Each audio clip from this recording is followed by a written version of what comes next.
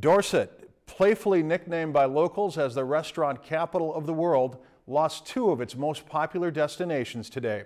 Fire officials tell us they suspect a lightning strike early this morning started the blaze. And our Scott Sheahen tells us locals fear this fire could have a major impact on the tiny town of Dorset.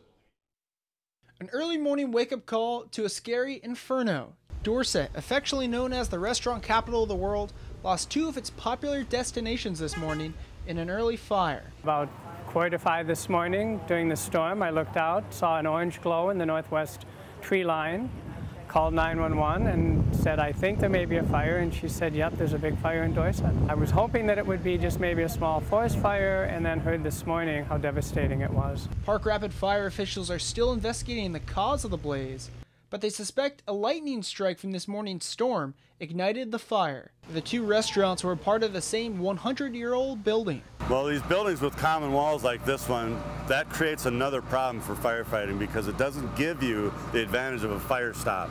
And that's part of the problem when you go to fight a fire like that one. They spread into adjacent buildings. Dorset will miss the local flavors the Dorset House and Companeros added to the restaurant capital of the world.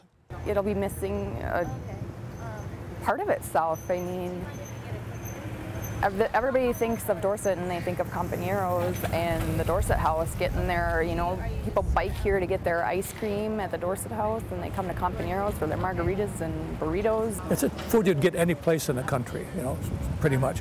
But it's exceptionally good because the building was old, had the feeling of being old, and you felt you were in a different little place when you were having dinner here. Same dinner downtown, it tastes better here.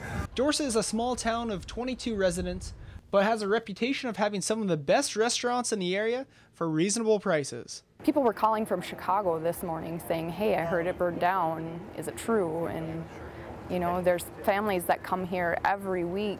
If it doesn't come back and it's the end of Dorset, that's going to be a huge loss to this area. Locals hope the owners rebuild to keep the restaurant capital alive. Scott Sheahen, Lakeland News. And fire officials say no one was injured during the fire.